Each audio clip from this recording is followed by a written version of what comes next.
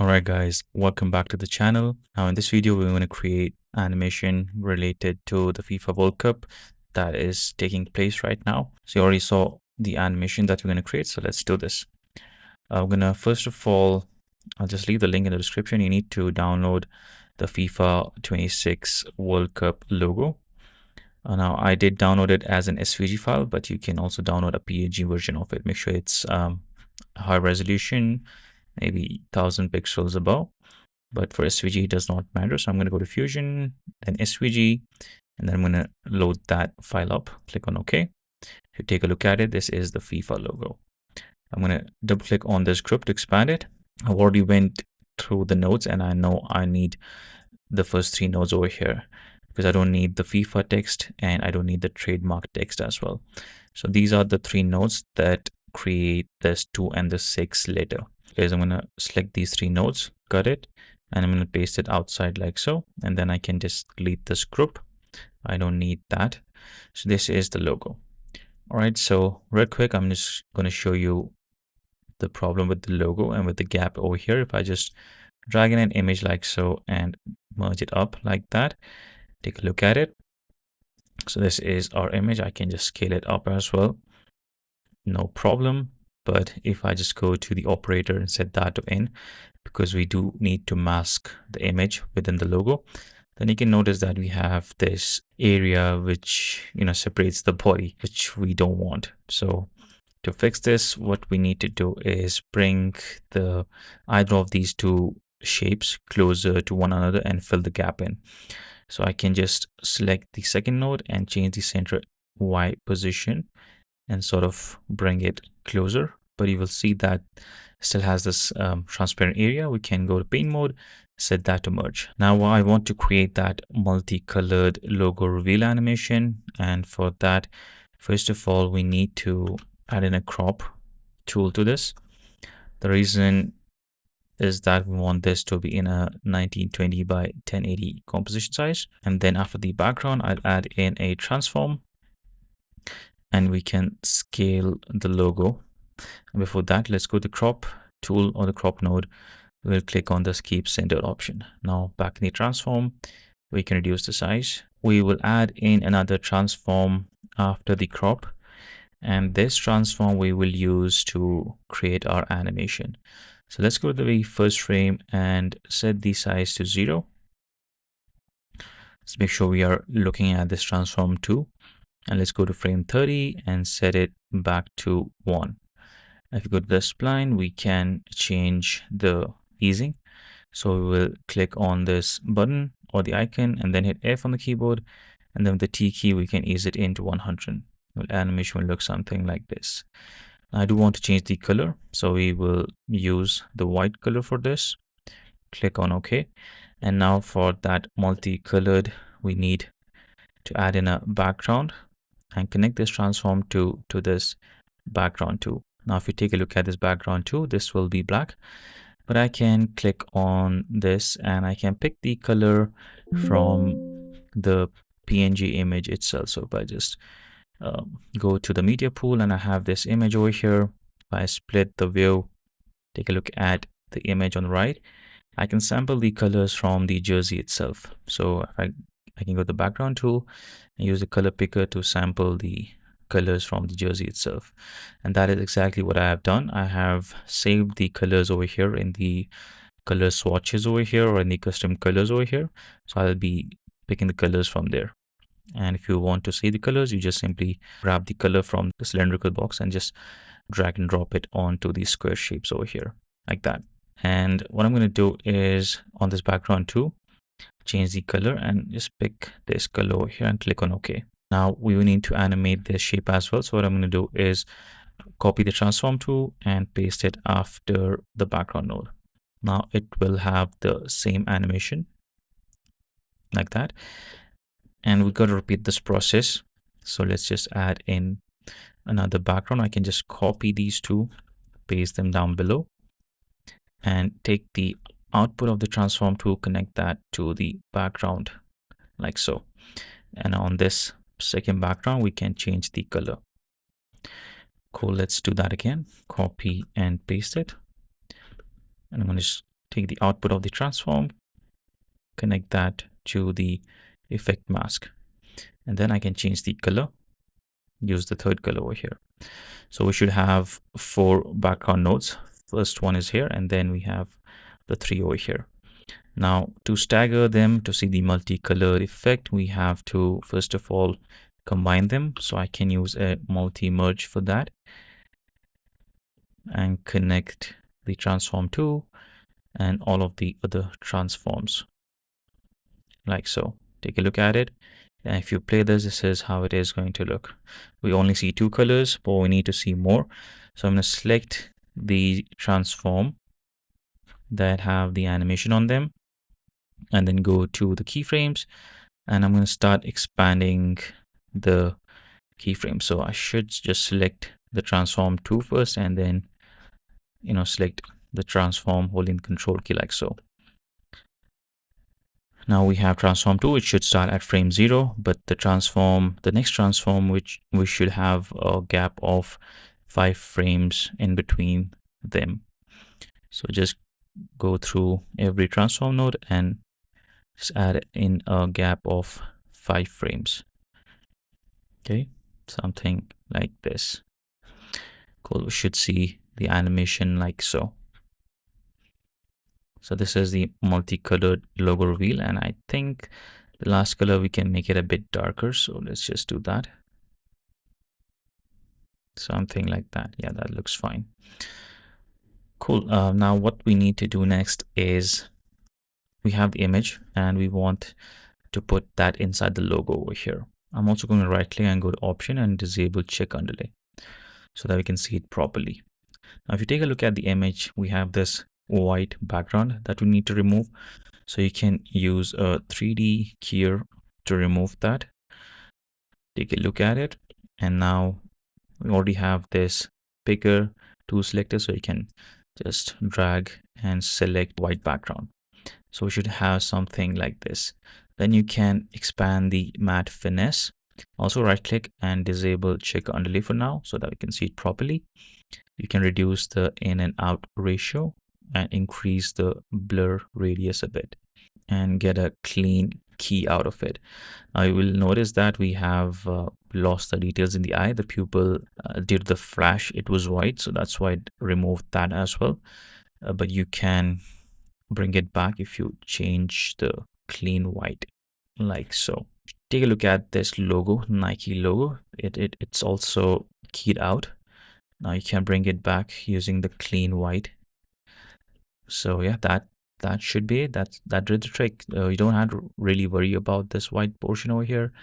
I don't think it will be seen in the final animation, but if you want to be extra precise with this, then you can definitely lower down the clean white, and then you can mask out these white areas. So you can use like an ellipse mask, connect that to the D keyer, and just position the mask over the area that you want to preserve, for example this logo, and then I can click on this invert option and that should preserve the logo as well. So that's one way of doing this, but I'm quite satisfied with the result of the keying over here. I'm going to move ahead. I'm going to add in a transform node and connect that to the merge. Now you can rename this as well, or you can rename that in the multi-merge itself. So select the multi-merge, and instead of calling it transform 3 layer, we can rename this to image. Let's take a look at this multi-merge. We want the image to be within the logo. So we'll have to go to the operator and set that to atop. Now the player will be inside the logo. I can of course change the size and all that stuff over here. So let's just do that, and I will animate it as well. So let's go to frame 40 and use the transform 3 for the animation. So we will create a keyframe of center X and Y, bring it down like so, and let's go 30 frames forward, should be frame 70. So set this to 0.5. So now we'll go to spline and use the same graph as we did earlier. So the ease in to 100.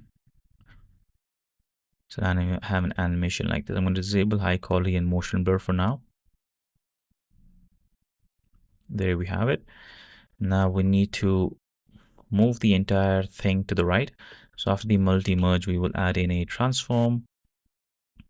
And after frame 70, we will create a keyframe here, go to frame 100 and change the position to the right. We'll also go to guides and click on show guides, right click again guides and enable monitor safety.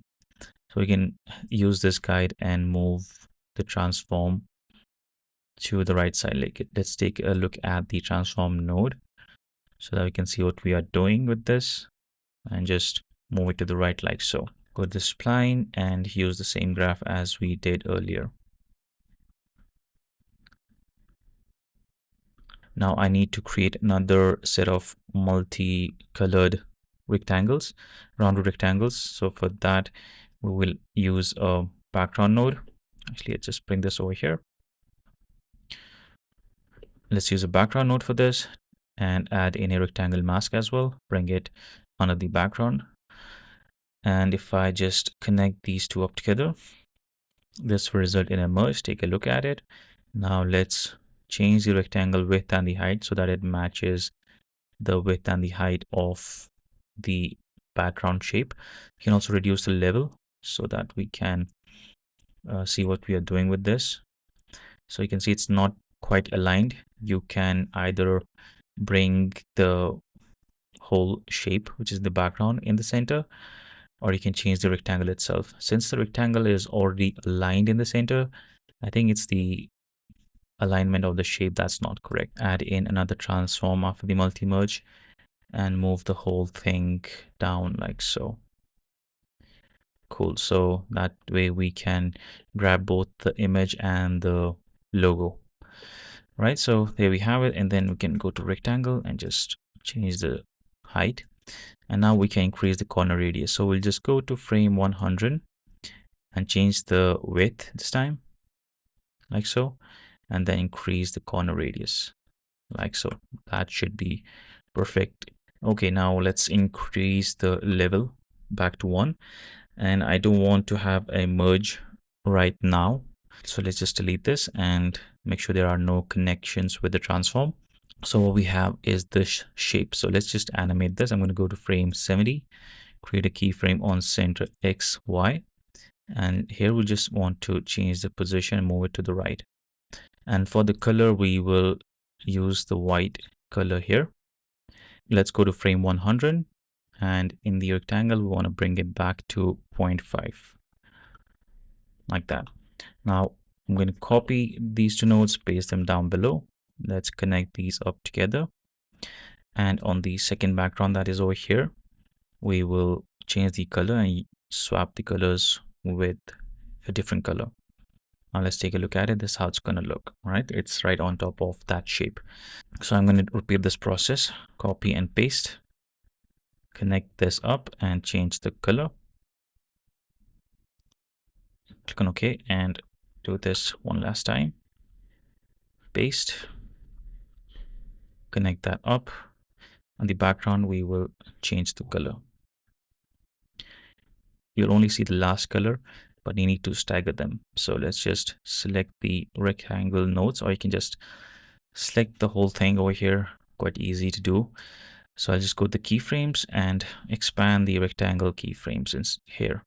So the rectangle one is correct. So we'll just go to the next rectangle and just add in a delay of 5 frames. And I kind of also forgot to ease the keyframes. So we have to do that. Otherwise our animation will look weird. So I'm going to select the path keyframes and move them forward by 5 frames. Okay, now for the easing, let's go to the spline and I'm going to select all like so and hit F and then ease it into 100. Okay, so here we have this multicolored rectangle animation. Now we do need to create one more, and this is going to act as a mask all for all these four shapes. So let's change the color to black like that, and I'm going to connect that up as well. If you take a look at it, this is how it's going to look. Now on the rectangle, I'm going to reset this because I don't want any sort of animation on this. On the right side, we have the reset button. Click on that and make sure that the width and the height is 1. Cool. Now for the center, we will set this to 1 over here. All right. And after the background node, what I'm going to do is add in a transform node. All right. And you can manually create this position keyframe, but I can also link the transform 6 center property to another node, which is going to be transform 4, because it has this movement 70 from 70 to frame 100. So let's go to transform 6 and right click on center X and Y expression. And I'm going to type in transform 4 dot center. So it's going to have the same animation. So let's take a look at it. You can see from frame 70 to frame 100, it's going to move to the right. Now, the reason we did this is because we need to mask it. So let's go to merge 4 and set the operator to stencil. You can see it did mask the shape. Now, if I connect the merge 4 to this transform 4, this will result in another merge. Take a look at it. This is how it's going to look. Hit Control T to bring it forward. And now you can see the background shapes. It looks as if it's coming behind this logo or this graphic over here. If I set this to over, then it's not going to work. So that's why we set this to stencil. And if we don't have this entire mask, then it will look weird. As you can see, it will look like that they're coming in from the right side over here. We want to make it look like as if it's coming in from behind this graphic. So that's why we did all of these steps. Now I'm quite happy with that. Then all we have to do next is add in a text, and you can connect that to the merge. Take a look at it and just start typing anything that you want, right? Something like that.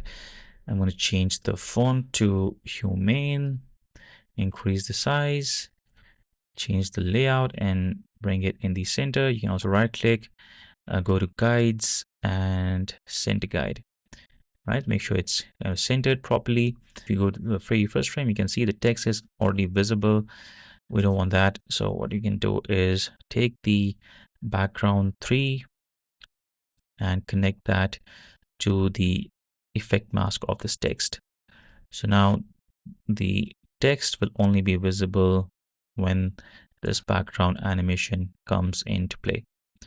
That looks pretty cool. So the text, I can add in an extrude, which is the easiest way to add this 3D looking text. And I can add any sort of effects to this. You can add text modifiers or anything that you want. But yeah, that is essentially it. That's how you can create this really cool World Cup inspired animation, goal animation inside of DaVinci Resolve from the Fusion page. If you learned something new, don't forget to leave a like and also subscribe to the channel. I'll see you guys in the next one.